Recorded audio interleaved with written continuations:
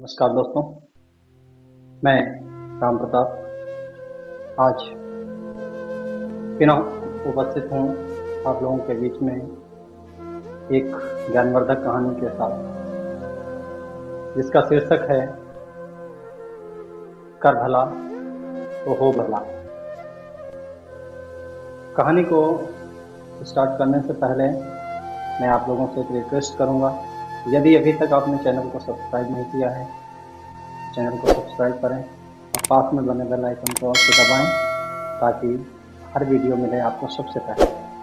चलिए शुरू करते हैं कहानी है एक दो सगे भाइयों की। दो भाई थे, एक छोटा भाई, बड़ा भाई। एक बार छोटे भाई ने बड़े भाई से कहा कि भाई जब भी करो तो अच्छा ही करो, किसी के साथ बुरा मत करो। तो बड़े भाई ने कहा क्या बताते हो, क्योंकि समय अब नहीं रहा अच्छाई का, समय है बुराई का। जो अच्छाई करते हैं वो भूखों मरते हैं, और जो अपने बारे में सोचते हैं, अपना भला करते हैं, वो हंसते खेलते रहते हैं और सर्वोत्तर वृद्धि करते हैं। तो छोटे भाई ने कहा मैं नहीं मानता, जो लोगों का भला करता है वही खुश रहता है। दोनों भाइयों में बहस छिड़ी। फिर दोनों भाइयों ने एक शर्त रखी। शर्त में ये कहा गया कि जो हारेगा वो अपनी संपत्ति, जिसमें जमीन, धन दौलत सब, दूसरे के नाम कराएगा। पंचायत बुलाई गई। पंचायत में सारे लोग इकट्ठा हुए। सभी पंचों ने एक मत दिया कि आज का समय तो ऐसा ही है, जो अपने भले के बारे में सोचता है वही वृद्धि करता है, वही आगे जाता है। छोटा भाई हार गया। शर्तानुसार उसको अपनी जमीन, अपना धन, संपत्ति सब बड़े भाई, जब सब कुछ बड़े भाई के नाम हो गया तो कुछ दिनों के बाद में उसकी माली हालत बहुत खराब हो गई। जहाँ तक स्थिति आ गई कि उसके घर में एक दाना भी नहीं रह गया। तो एक दिन छोटा भाई सोचा कि किसी दुकान से राशन ले आते हैं। दुकान में राशन लेने के जाता है तो वहाँ पर लोगों ने कहा कि धन लाए हो तो राशन मिल जाएगा। राशन उन्हें नहीं मिलता है। सोचते हैं बड़ा भाई है, उसके पास जाएंगे तो अवश्य दे देगा। बड़े भाई के पास जाता है तो बड़ा भाई कहता है तो धन लाए हो? कहता नहीं, धन तो नहीं है भाई, दे दीजिए, कुछ दिनों के बाद में आप वापस कर देंगे। कुछ नहीं तो कुछ चावल ही दे दीजिए ताकि बच्चे भूखे हैं तो वो कुछ खा सकें। बड़े भाई ने कहा नहीं, यदि आपके पास धन नहीं है तो बदले में अपनी एक आंख मुझे दे दो। छोटे भाई ने सोचा मजाक कर रहे होंगे। उसने कहा ठीक है, आंख ले लीजिए, मुझे चावल दे दीजिए। 10 किलो चावल उसने दिया, बदले में एक आंख ले ली। चावल लेके चला आता है। कुछ दिनों के बाद फिर दाना खत्म हो जाता है, फिर राशन की मांग होती है। पुनः अपने भाई के पास जाता है तो भाई ने फिर वही धन लाए हो तो राशन मिलेगा। फिर छोटे भाई ने कहा नहीं भाई, धन तो नहीं है। तो उसने कहा कि फिर दूसरी आंख दीजिए और 10 किलो चावल ले जाइए। छोटे भाई ने पुनः दूसरी आंख भी दान कर दी। अब जब वो घर पहुंचा तो देखा कि दोनों आंखें ने, बच्चे, उसकी बीवी सब रोने लगते हैं। कहते अब क्या होगा, किस तरीके से हम लोगों का पेट चलेगा। तो इतने पे वो छोटा भाई कहता है कि अब कम से कम मुझे भीख तो मिल जाएगी, मुझे रोड तक छोड़ देना, मैं रोड पे भीख मांगूंगा, जिससे हमारा गुजारा। धीरे धीरे समय व्यतीत हुआ। भीख मांग करके वो लोग अपना समय व्यतीत करने लगे। एक दिन की बात है कि उसकी बीवी सुबह ले जाकर के फिर रोड पे छोड़ आई। शाम हुई तो शाम को वो उसे लेने नहीं गई। धीरे धीरे करके देर रात हो गई। उसने सोचा अब मुझे शायद लेने नहीं आएगी, तो उन्होंने क्या किया, धीरे धीरे चल के जिस रास्ते से रोज आते थे उसी रास्ते पर चलना प्रारंभ कर दिया।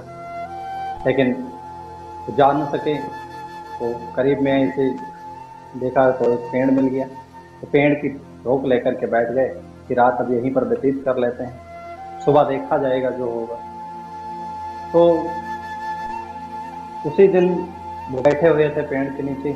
कुछ देर के बाद एक तेज हवा का झोंका आया, थरथराहट की आवाज उन्हें महसूस हुई। फिर कुछ लोगों की आवाज उन्हें सुनाई दी। वो आवाज थी भूतों की, क्योंकि उस पेड़ के ऊपर 4 भूत है। उन भूतों में एक सरदार था, क्योंकि हर महीने की पूर्णमासी को वहां पर एक पंचायत लगती थी भूतों में। उन भूतों से उस सरदार ने पूछा, तुमने क्या किया?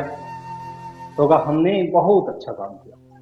2 भाइयों को आपस में शर्त रखवाई और एक भाई की दोनों आंखें निकलवा दी। तो दोनों भाइयों में शर्त, एक को हरवाई, एक की दोनों आंखें निकलवा दी। सरदार ने कहा, बहुत अच्छा किया, अब वो कभी नहीं देख पाएगा। दूसरे से पूछा, तुमने क्या किया? तो कहा, हमने ऐसा काम किया है कि पूरी क्षेत्र में कभी बारिश नहीं होगी, सूखा पड़ेगा, अकाल आएगा, लोग भूखों मरेंगे। सरदार ने कहा, तुमने भी बहुत अच्छा किया और तुमने भी बहुत अच्छा किया। क्या पता उन लोगों को कि इसी पेड़ की जो प्रातः काल ओस टपकती है, उस ओस को आंख में लगाने से उसकी आंखें ठीक हो जाएंगी।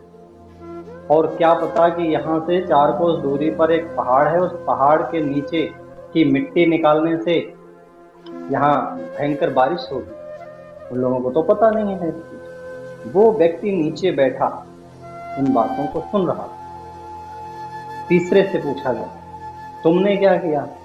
तो उन्होंने कहा कि मैंने यहाँ के राजा की लड़की को गूंगी बना। सरदार खुश हो गए, वाह, तुमने भी बहुत अच्छा काम किया। अब वो लड़की कभी नहीं बोल पाएगी, जिससे उसकी शादी कभी नहीं होगी। बहुत अच्छा किया।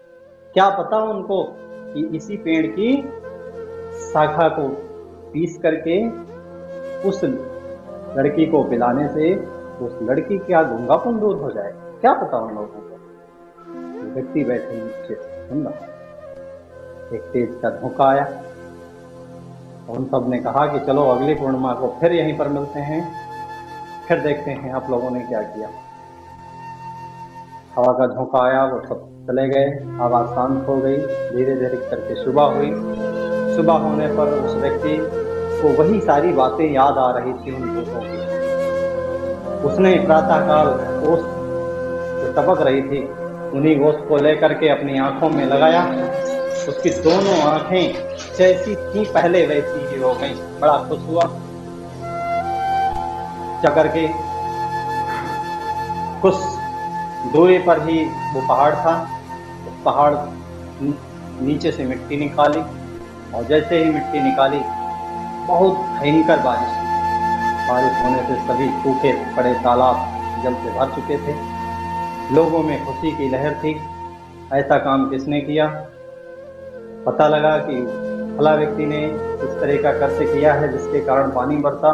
तो लोगों ने राजा के पास ले जाकर के इनको राजा से पहाड़ दिलाया जाए, इस हेतु राजा के पास ले जाकर गए। राजा ने पूछा कि ऐसा आपने कैसे किया? तो उन्होंने बताया कि ये चीज हमने की।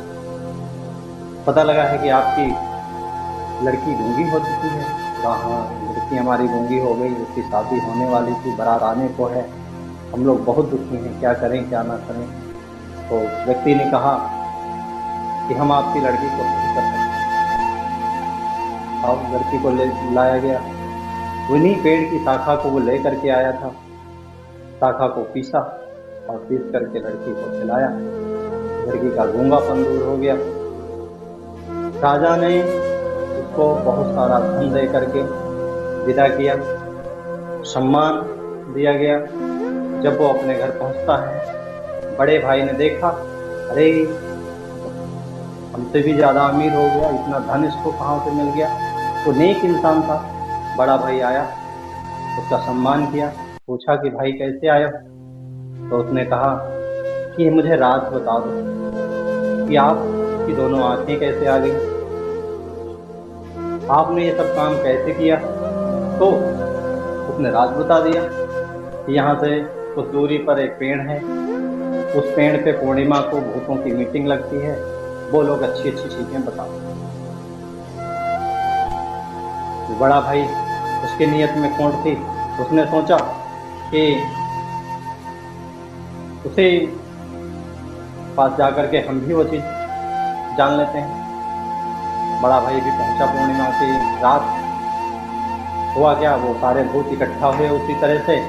उन लोगों ने भी पूछा कि आज क्या किया, क्या हुआ तुम्हारा वो, उन भाइयों में क्या हुआ? अरे पता नहीं कैसे उस भाई की दोनों आंखें भी आ गई, उसको बड़ा सम्मान भी मिला, बारिश भी हुई, लोग बड़ा खुश हैं। उस लड़की को जिसको गूंगी किया था, वो लड़की भी बोलने लगी, उसकी शादी भी हो गई। पता नहीं ये सब कैसे हो गया। तो उन लोगों ने सोचा कि जरूर हमारी कोई बात को सुन रहा है यहाँ पर। चारों ने आपस में सलाह किया, पेड़ से उतर के नीचे देखा। नीचे क्या देखा कि वो बड़ा भाई बैठा। जैसे उस बड़े भाई को देखा, देख करके उन भूतों ने उसके ऊपर हमला बोला और उस बड़े भाई को मार दिया। इस तरह से, क्योंकि उसकी नीयत में खोट थी, वो अपने बारे में केवल सोच रहा था और छोटे भाई ने लोगों के बारे में, लोगों की भलाई के बारे में सोचा, इसलिए उसको लाभ हुआ। और इन्होंने सिर्फ अपने बारे में कि हमें भी कुछ मिलेगा जिससे हम भी अमीर हो जाएंगे, और जहाँ पर मैं लग जाता है वहाँ पर अहंकार जन्म लेता है। अहंकार का नाश करने के लिए समझ लो स्वयं भगवान आ जाते हैं। तो इसीलिए कहा जाता है कि कर भला तो हो भला। छोटे भाई ने लोगों का भला सोचा तो उसका भला हुआ, बड़े भाई ने सिर्फ अपना भला सोचा, इसलिए उसके साथ बुरा हुआ। इसलिए आप लोगों से हाथ जोड़कर निवेदन है, जितने लोग हमारे इस वीडियो को देखते हैं, कहानी के निष्कर्ष पर जाइए। कहानियाँ क्यों बनाई जाती हैं? क्योंकि कहानी सत्य होती है। इस कहानी से हमको सीख मिलती है कि हमें सदैव लोगों की भलाई के बारे में सोचना चाहिए, ताकि हमारा भला तो स्वयं भगवान करते हैं। दोस्तों नमस्कार, फिर मिलेंगे अपनी नई कहानी। तब तक जय हिंद।